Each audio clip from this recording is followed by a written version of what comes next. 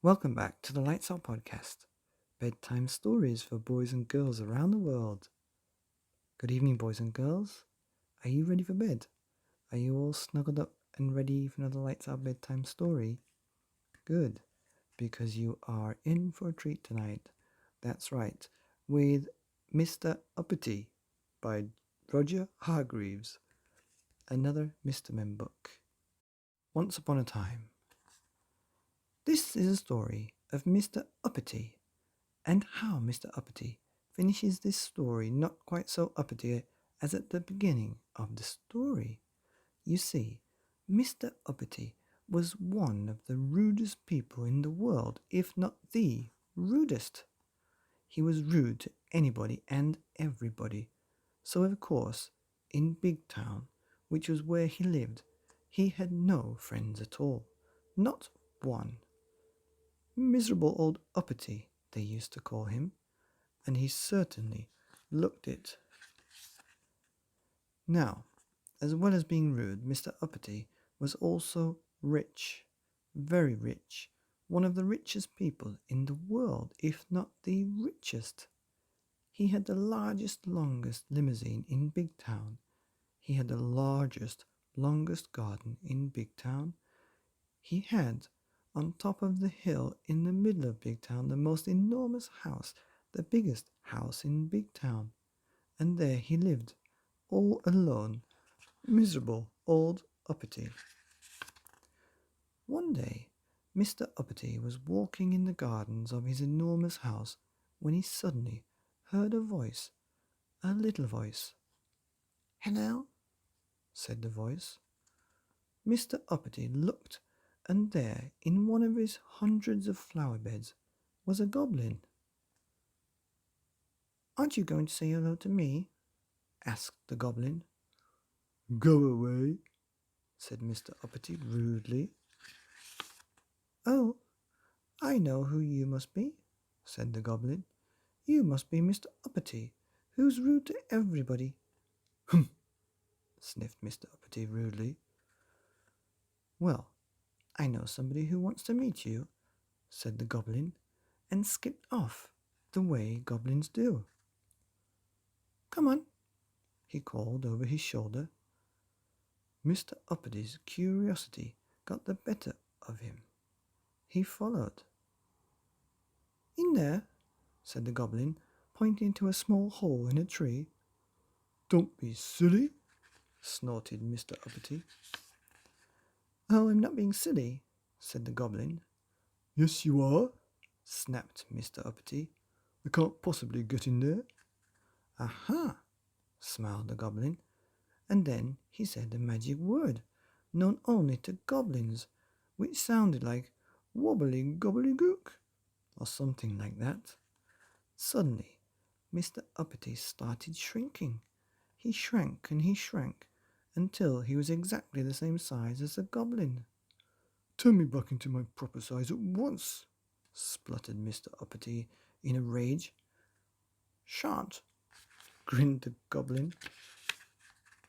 And so saying that, the goblin climbed through the hole into the tree. Poor Mr. Uppity didn't know what to do, so he followed him. Inside the tree, there was a staircase going down and down. Do you know where it led to? It led directly to the kingdom of the goblins, that's where. "I demand to be taken immediately to whoever is in charge," said Mr. Uppity angrily. "Oh, you shall," grinned the goblin, and he led Mr. Uppity through the streets of the kingdom of the goblins until they came to a palace.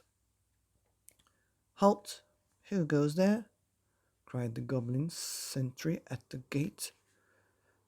"I've brought Mr. Uppity," said the goblin. "Oh," said the sentry, and smiled. The goblin and Mr. Uppity passed through the gates and into the courtyard, and through some more gates, and along a long corridor, and through some large gold doors, and into a huge room. There, sitting on a gold throne, was the king of the goblins. "Your Majesty, announced the goblin, bowing low. "May I present Miss Uppity?" "Ah," said the king, "so you are the fellow who goes about being rude to everybody and doesn't have any friends." "Nonsense," said Mr. Uppity rudely. I can see that what I've heard is true," said the king, looking at the indignant Mr. Uppity. "You're much too puffed up with your own importance. Therefore," he continued, "I'm going to allow you to be turned back into your proper size, but when you get back to Big Town, if you are rude to anybody at all, you will immediately shrink to the size you are now. Do you understand?" The goblin then took Mr. Uppity back through the kingdom of the goblins and up the staircase and out of the tree at the bottom of Mr. Uppity's garden. The goblin looked at Mr. Uppity and said something which sounded like "Koogly lobbly blobbly blow," or something which is probably "wobbly gobbly gook," said backwards, and Mr. Uppity grew and grew back to the original size. "Now, you remember what the king said," warned the goblin. "Don't be so uppity in the future." Mr. Uppity marched off furiously up to his enormous house. The following day, Mr. Uppity was out walking through the streets of Big Town. Suddenly, he came across a little boy playing with a ball.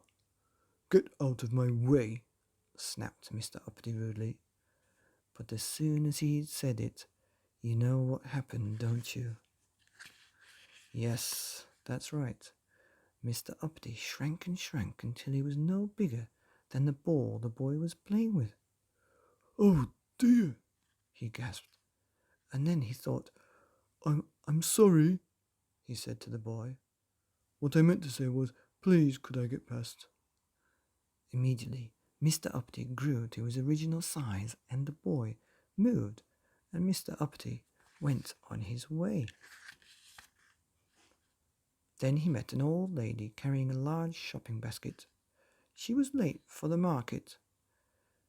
"Excuse me," she said to Mr. Uppity, "could you tell me the time, please?" "No," said Mr. Uppity rudely. But as soon as he said it, you know what happened, don't you? Yep, that's right. Mr. Uppity shrank and shrank until he could easily have fitted into the old lady's basket. "Oh dear," he gasped, and then he thought. "Oh, I'm sorry," he said to the old lady. "What I meant to say was, it's 11:25. And immediately Mr. Uppity grew to his original size, and the old lady thanked him, and Mr. Uppity went on his way. Then he went and bought a newspaper from a man standing on the corner of the main street in Big Town. He was just about to walk away when suddenly he stopped and thought.